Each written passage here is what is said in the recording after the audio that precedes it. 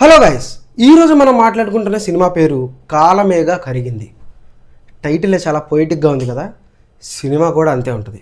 బేసిక్గా నాకు అసలు ఈ సినిమా ఒకటి వచ్చిందని కూడా తెలియదు. బట్ ఒకరోజు సింగార మోహన్, అదే అండి ఈ సినిమా డైరెక్టర్ నుంచి అయితే నాకు ఒక మెసేజ్ వచ్చింది.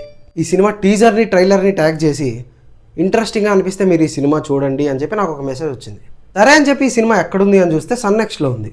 సినిమా చూస్తున్నంతసేపు నాకైతే విజయ్ సేతుపతి గారి 96 మూవీ ఫీల్ అయితే వచ్చింది. మేబీ ఈ సినిమా కూడా చిన్ననాటి ప్రేమ గురించి కాబట్టి నాకు ఆ ఫీల్ వచ్చింది అనుకోవచ్చు. బట్ 96 ఎలా అయితే ఒక ప్యూర్ ఫార్మ్ ఆఫ్ లవ్ని చూపించారో ఈ సినిమాలో కూడా అంతే.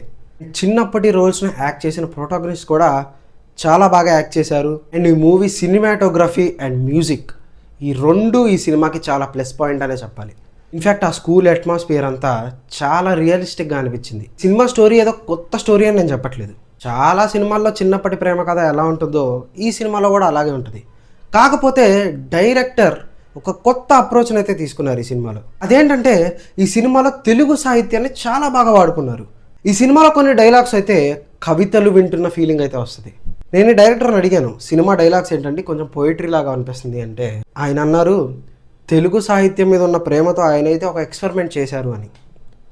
అండ్ నాకు అనిపించింది this experiment has some value అని. అండ్ ఈ సినిమాకి కావాల్సినంత రీచ్ రాలేదని కూడా నాకు అనిపించింది. సో ఈ వీకెండ్లో ఒక ప్యూర్ లవ్ స్టోరీ చూడాలి అనుకుంటే ఈ సినిమా మీకోసమే.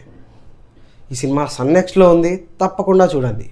Like, share and subscribe అని అంటాం.